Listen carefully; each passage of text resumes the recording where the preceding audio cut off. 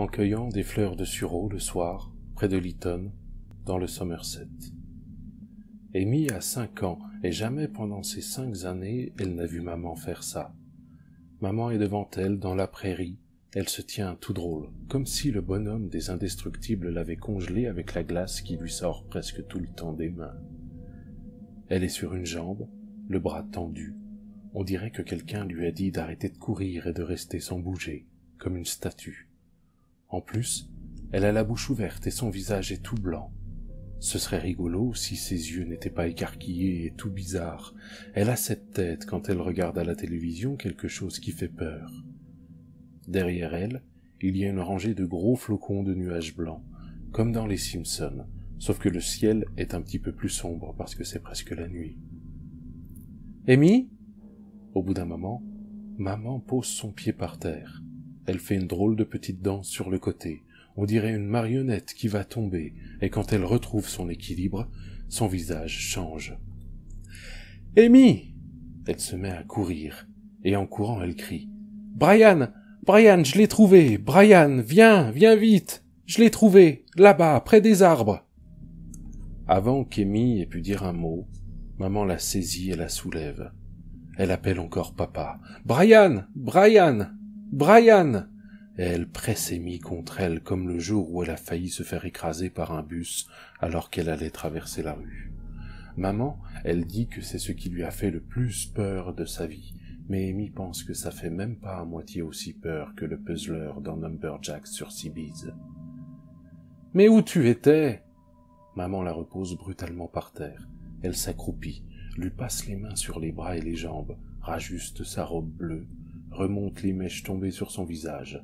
Elle la regarde fixement, l'air inquiète. « Amy, Amy, ça va? Tu n'as rien, ma chérie ?»« J'ai rien, maman. Pourquoi ?»« Pourquoi ?» Maman secoue la tête, comme quand papa dit une grosse bêtise. « Pourquoi? Oh, mon bébé, mon bébé !» Elle ferme les yeux, laisse sa tête tomber sur la poitrine d'Amy et la serre contre elle. Elle serre vraiment fort et Amy se sent écrasée, mais elle ne cherche pas à se dégager parce que ça pourrait contrarier maman. « Amy !» Papa arrive en courant sur le chemin. La prairie est très grande, très verte, en pente, et tous les gens garés en bas sont sortis de leur voiture et la regardent. « Amy !» Papa ne tient plus la boîte en plastique dans laquelle il mettait les fleurs qu'ils avaient cueillies. Il a maintenant son téléphone à la main. Il a enlevé son beau pull et sa chemise est toute mouillée et peur que sous les bras. Maman dit que c'est par là qu'il fuit quand il court trop vite, alors il a dû courir longtemps. Sa tête est comme celle de maman, toute blanche, et Amy a un peu envie de rire, parce qu'ils ont l'air drôles tous les deux, blancs comme des masques de Halloween. Sauf que c'est dur de dire si papa est vraiment en colère ou vraiment triste.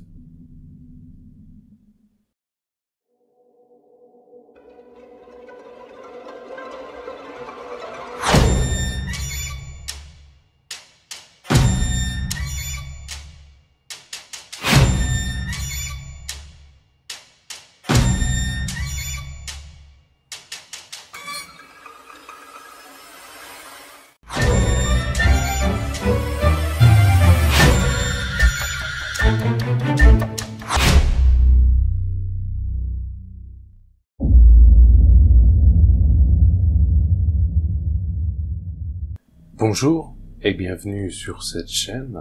Merci à toi de passer par ici. Aujourd'hui, je voudrais te parler d'un livre qui s'appelle Viscères de Mo Hayder. Il s'agit d'un thriller sorti en septembre 2014 sous le titre original de Wolf, écrit par Mo Hayder.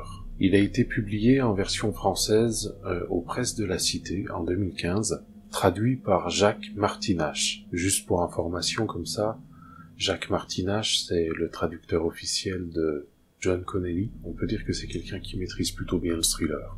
Donc moi, je l'ai aux éditions France Loisirs, enfin, édition de Noël, et il fait 440 pages pour être précis. Par contre, quand tu vois la mise en page, c'est écrit très gros, ça va très très vite à lire. Il s'agit du tout dernier roman écrit par Mo Hayder, malheureusement décédé, et c'est également le 7e tome de la série qui porte le nom de 2 personnages, Jack Caffery et Flea Marley. C'est le seul livre que j'ai lu de cette autrice. Sois rassuré tout de suite, si tu n'as pas lu les 6 romans précédents, tu ne seras pas perdu en lisant Viscère. Mais si tu aimais le personnage de Flea Marley, pas de chance. Là, elle est complètement absente de l'histoire. Je préfère être honnête d'entrée de jeu. Je n'ai pas trouvé d'interview de Mo Hayder parlant de Viscère. Je n'ai aucune idée de la jeunesse du roman, ni des choses qui auraient pu l'inspirer. Je préfère te le dire, plutôt que de te raconter n'importe quoi. Si tu trouves des informations, ça m'intéresse, pour la culture personnelle. Juste avant de commencer le résumé de l'histoire, je te préviens d'un truc. Mo Hayder, quand j'ai vu son visage, elle m'a semblé un peu frêle et innocente. Mais maintenant que je l'ai lu, le moins qu'on puisse dire, c'est que j'ai totalement changé d'avis.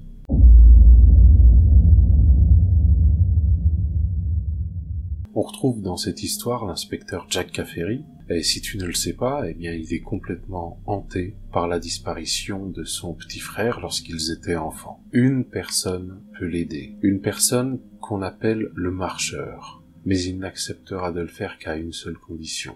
Il veut que l'inspecteur Jack Caffery retrouve la famille de la petite chienne qu'il a recueillie, une petite chienne, sans puce, sans tatouage, juste avec un collier sur lequel est écrit son prénom Wolf, et auquel est accroché un unique morceau de papier, avec 2 mots, « Aidez-nous ». Ça pourrait être une blague, un peu de mauvais goût, mais ça pourrait être une blague. Mais lorsque le vétérinaire l'ausculte, il se rend compte que la chienne a été gavée de force. Son corps est rempli de bijoux. Pendant ce temps, on nous présente la famille Encore Ferrers. Tu as Olivier, le père, un scientifique à la retraite, qui vient juste d'être opéré du cœur, on vient de lui poser une valve cardiaque de porc. Tu as Mathilda, la mère, et leur fille, leur grande fille, Lucia. Cette famille, elle s'apprête à passer un séjour dans leur maison secondaire, mais l'ambiance, elle va radicalement changer quand Mathilda, elle va découvrir dans son jardin des intestins, et ça pourrait être des restes humains. Et ça, les Encore Ferrers, ça leur rappelle des très mauvais souvenirs. 15 ans plus tôt, un fou furieux a assassiné un jeune couple d'amoureux, non loin d'ici, un certain Minette Cable. Et la découverte de ces intestins, c'est pas sans rappeler ce que Minette Cable a fait. Il les a torturés, puis il les a éventrés, il a extrait leurs viscères, et il les a accrochés à un arbre en les modelant pour leur donner une forme de cœur. C'est pas commun. Est-ce que Minette Cable s'est échappée? Évidemment, les Encore Ferrers, premier réflexe, ils appellent les flics. Débarquent alors 2 agents, l'inspecteur Oni et le sergent Molina. Ces derniers, ils vont commencer à recueillir un petit peu les témoignages de la famille, ils vont passer un petit peu de temps dans leur cuisine à discuter avec eux, mais tout ne va pas se passer comme prévu, parce que les 2 agents qui viennent d'arriver, ce sont des faux policiers, 2 personnes employées par une étrange société, apparemment en lien avec l'ancien travail d'Olivier, et leur seul but, c'est de les maintenir captifs et de leur faire peur, quitte pour ça à les torturer. Est-ce que tu crois que je t'en ai trop dit? Crois-moi, tu ne sais rien. Dans cette histoire, les apparences sont trompeuses, mais vraiment.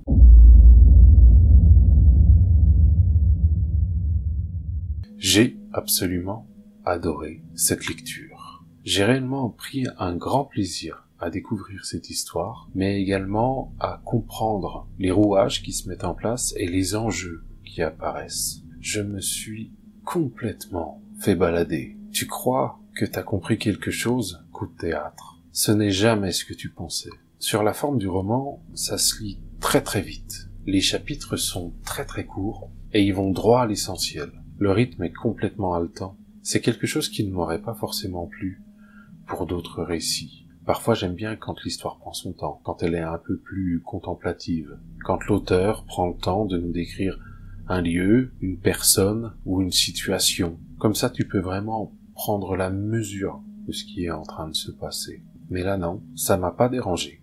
La seule raison que je peux te donner, c'est que j'ai été complètement embarqué par l'histoire. Je te l'ai dit, pendant le résumé. L'inspecteur Jack Caffery, il est marqué par la disparition de son petit frère qui est survenu lorsqu'ils étaient enfants. En fait, cet inspecteur, il s'est arrêté de vivre ce jour-là. Ce qu'il apprend dans ce livre à propos de la disparition de son petit frère, c'est absolument bouleversant. C'est quelque chose à vous chambouler une vie. Moi, je m'attendais pas à ça. Mais là arrive une frustration et malheureusement, on n'y peut rien.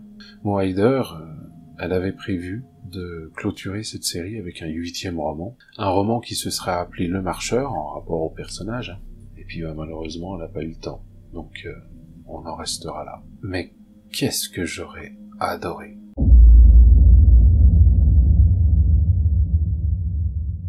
Est-ce que je pourrais te recommander ce livre? Complètement.